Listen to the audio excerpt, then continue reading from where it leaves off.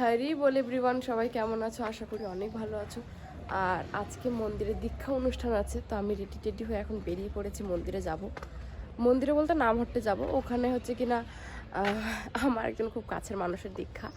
তো তোমরা ওখানে গেলেই আমি তোমাদেরকে দেখাচ্ছি সব কিছু, ওখানে কীভাবে কী হচ্ছে না হচ্ছে। তো চলো, এখন হেঁটে হেঁটে গৌরনগরের ভিতর দিয়ে যাচ্ছি, কারণ আমার গাড়িটা হচ্ছে কিনা লিক হয়ে গেছে, এই জন্য গাড়ি নিয়ে আসিনি।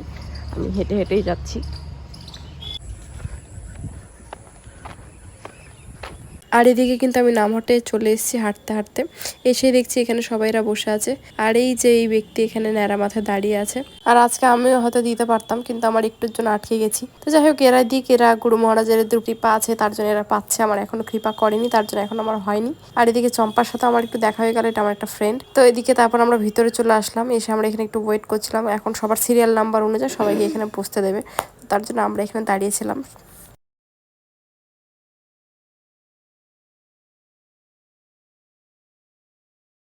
আর এখানে কিন্তু সবাই সবার সিরিয়াল নাম্বার অনুযায়ী যে যার আসনে বসে পড়েছে, ঠিক আছে। আর এখানে সব কোপনে কিন্তু সবার আলাদা আলাদা নাম্বার আছে। আমি মনে হয় একজনের কাছ থেকে শুনলাম যে 500 ভক্ত আছে, কারণ আমার যে বান্ধবী আছে তার নাম্বার হচ্ছে কিনা 401 এরকম কিছু।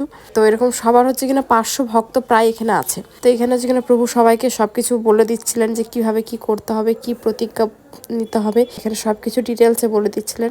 তো এখানে সব ভক্তরা কিন্তু সেটাই শুনছে।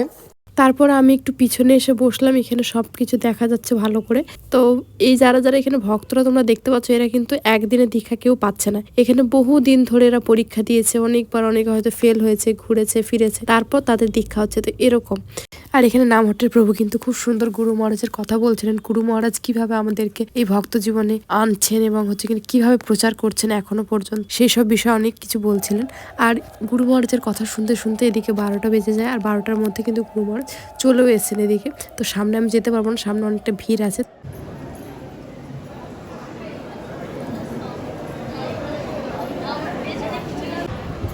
সম্পূর্ণ নিরাপত্তা বর্জন করুন এবং শান্তভাবে মনোযোগ সহকারে শ্রী গুরুদেবের সামনে সবাই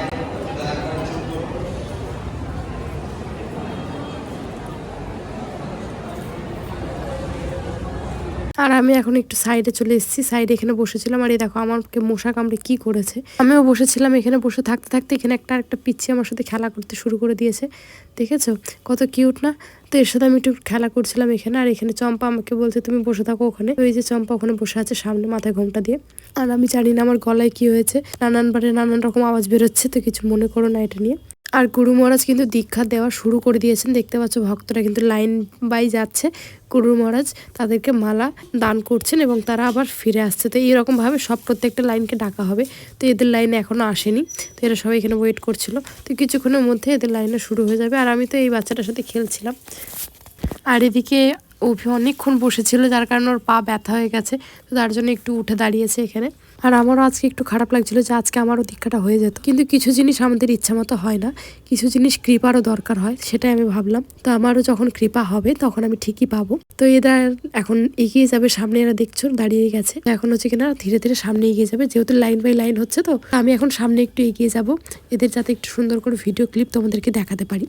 আর আমাদের মায়াপুরের ভক্ত, তাছাড়াও আরও হুগলি জেলার ভক্ত, আরও নানান জেলার ভক্তরাও কিন্তু এখানে আছে। আমাদের মায়াপুরের ভক্ত তো খুব কম আছে, কিন্তু বাইরের ভক্তরা বেশি আছে আজকে।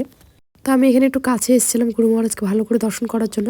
আর তোমাদেরকে একটু দর্শন করাচ্ছি, দেখো গুরু মহারাজ সবাই কীভাবে মালা দান করছেন। তো এখানে দেখতে দেখতে কিন্তু এখন অভিদের লাইন চলে এসেছে। ওই যে অভি এখন দীক্ষা মালা নেবে, যেটা গুরু মহারাজ নিজে হাতে তাদেরকে দিচ্ছেন। তো আমি যতটা অভি না খুশি ছিল, তার থেকে বেশি আমি খুশি ছিলাম যে না, গুরু মহারাজ কাছ থেকে দীক্ষাটা নিতে পারছে, যেটা আমার ছোটোবেলা থেকে ইচ্ছা। তো সেটা আগে ওর হয়ে গেল, তো আমার খুশি ছিল, আবার একদিকে খারাপও লাগছিল, কিন্তু যেটাই হয়েছে ভালো হয়েছে। আমি গুরু মহারাজকে দর্শন করলাম, আমারও খুব ভালো লাগলো। তো এখন যাব, অভির নামকরণটা কি হয়েছে সেটা তোমাদেরকে দেখাচ্ছি। যে অভির যেহেতু নতুন জন্ম হয়েছে আজকে থেকে, তো ওর একটা নতুন নামও হয়েছে, সেই নামটাকে তোমাদেরকে দেখাচ্ছি। এখানে কিন্তু অভির সিরিয়াল নাম্বার ছিল 513, আর অভয় রঘুনাথ অভির নতুন নাম হয়েছে অভয় রঘুনাথ দাস। তো এই যে অভির মালা, আর অভি তো খুবই খুশি, ওর মুখ দেখে তোমরা বুঝতে পারছো অনেক খুশি হয়ে গেছে। তো এখনো কিন্তু একটু বাকি আছে, এখনো এখানে যজ্ঞ হবে। তো যজ্ঞের জন্য এখানে সবাই আসন পেতে সবাই সবার মতো করে গোল করে এখানে বসানো হয়েছে। আর এদিকে দীক্ষা কমপ্লিট বলে গুরু মহারাজ এখন চলে যাচ্ছেন। আর এখানে সবাই গুরু মহারাজকে প্রণাম করে, আমিও প্রণাম করে এখন যজ্ঞ যেখানে হবে সেখানে দাঁড়িয়ে পড়লাম। তো এখানে যজ্ঞ অলরেডি শুরু হয়ে গেছে কিন্তু।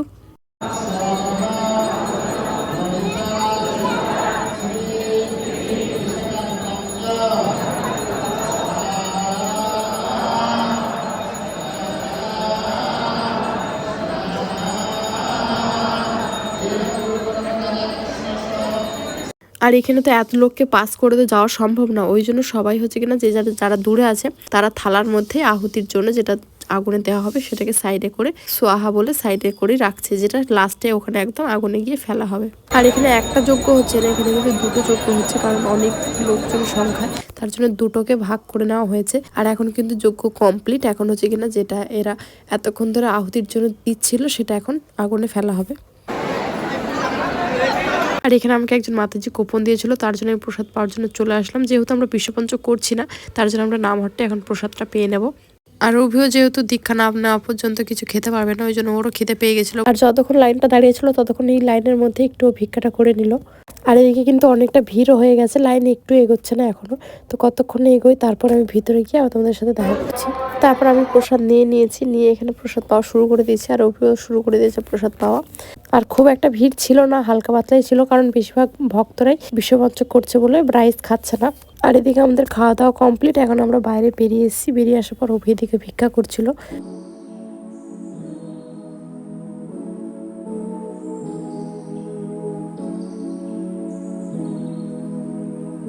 আর আমি এই গদার সামনে একটু বসেছিলাম, বসে থেকে এখানে সবকিছু দেখছিলাম, সবাইকে দেখছিলাম। এখানে যারা আরো সবাই দীক্ষা নিয়েছে সবাই কিন্তু ভিক্ষা চাইছিলেন খুব সুন্দরভাবে। তারপর আমরা এদিক ওদিক আর একটু করার পর আমরা লাস্টে নামহট্টের এখানে এসে ডোনেশনের বাক্সের মধ্যে সবকিছু দিয়ে আমরা এখন চলে যাব বাড়ি। যারাই ভিক্ষা করে যা মূল্য পাচ্ছে সব কিন্তু এই বালতিটার মধ্যে এনে দিয়ে যাচ্ছে। তো এই যে ওইদিকে গাড়ি বার করে নিয়েছে, এখন আমরা চলে যাচ্ছি বাড়ি।